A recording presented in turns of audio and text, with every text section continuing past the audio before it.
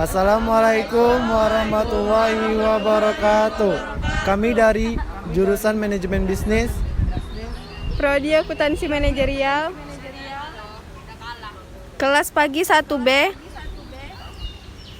kelompok 2 dengan tema berbicara untuk kepentingan akademik berhubungan dengan anti korupsi. Perkenalkan, nama saya Muhammad Raihan Habibi. Nama saya Diah Putri Rahmawati. Nama saya Putri Nabila. Nama saya Putri Yuliana. Nama saya Aulia Fatafanai. nama saya Rizky Widianto. Kami akan mempresentasikan hasil diskusi kami.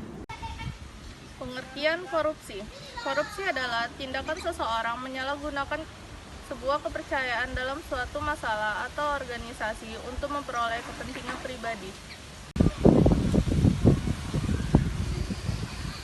Faktor yang mempengaruhi korupsi ada dua, yaitu yang pertama faktor eksternal. Faktor internal adalah faktor yang berasal dari dalam diri sendiri. Contohnya adalah memiliki sifat tamak, yaitu adalah ketidakpuasan seseorang terhadap kepunyaan yang ia miliki. Yang kedua adalah gaya hidup konsumtif, yaitu keinginan seseorang untuk memenuhi atau membeli barang-barang yang tidak ia perlukan hanya untuk memenuhi sisi kepuasannya saja. Yang kedua yaitu faktor eksternal. Contoh dari faktor eksternal adalah dari aspek politik. Korupsi bisa terjadi karena kepentingan politik seseorang untuk meraih atau mempertahankan kekuasaan. Contoh yang bisa kita lihat di lingkungan kita adalah ketika akan mengadakan pemilihan umum. Maka biasanya calon legislatif tersebut melakukan strategi dengan serangan fajar. Dampak-dampak korupsi di Indonesia. Yang pertama, di bidang ekonomi.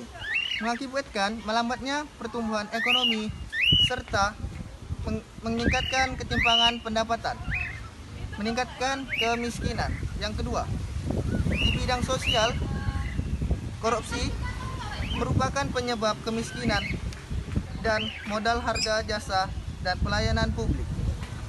Di bidang politik, semua sistem pemerintahan tidak bekerja secara maksimal serta kepercayaan masyarakat terhadap pemimpin negara sudah menurun karena mereka sering melakukan korupsi. Undang-Undang tentang Korupsi Nomor 31 Tahun 1999. Di bab 1 dijelaskan korporasi. Kedua, dijelaskan bahwa setiap orang yang memperkaya diri orang lain korporasi dengan menggunakan kewenangan dipidana penjara seumur hidup. Dipidana paling singkat 4 sampai 10 tahun dan denda paling rendah 200 juta sampai 1 miliar. Dalam keadaan tertentu, pidana mati dapat dijatuhkan. Nilai-nilai anti korupsi ada 9. Yang pertama kejujuran, yang kedua kepedulian, yang ketiga kemandirian, yang keempat kedisiplinan, dan yang kelima tanggung jawab. Keenam kerja keras, ketujuh sederhana, kedelapan keberanian, kesembilan keadilan. Prinsip-prinsip anti korupsi. Yang pertama adalah akuntabilitas. Akuntabilitas adalah kesesuaian antara pekerjaan dan peraturan. Yang kedua adalah transparansi, dan yang ketiga adalah kewajaran. Yang keempat kebijakan, dan yang terakhir adalah kontrol kebijakan. Kasus-kasus korupsi yang ada di Indonesia. Yang pertama, kasus korupsi EKTP. Kasus ini menyeret Ketua DPR Setia Novanto yang terjadi sejak tahun 2010 dan menyeret para petinggi lainnya, diantaranya Andi Narogong, Markus Nari, dan lain-lainnya. Yang kedua, kasus korupsi Hambalang.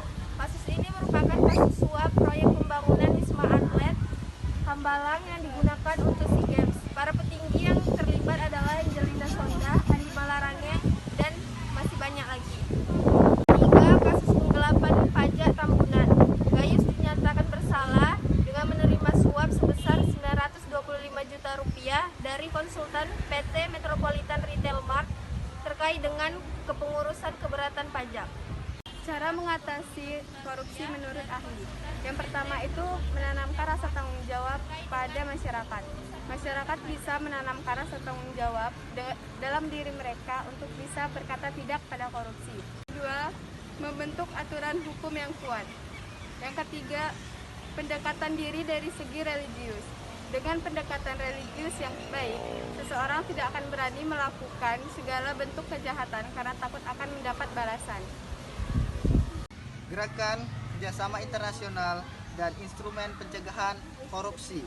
Yang pertama, untuk meningkatkan kerjasama internasional khususnya dalam melacak, pembentukan dan menyita dan mengembalikan aset-aset tindak pidana korupsi.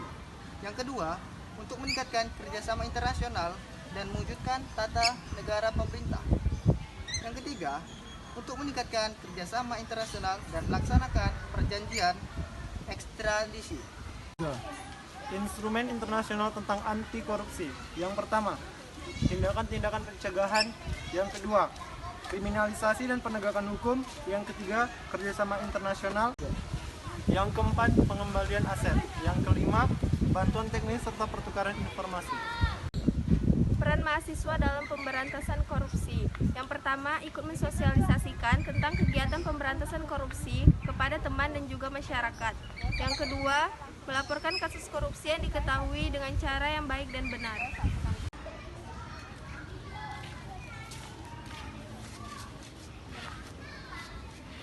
Sekian presentasi dari kelompok kami.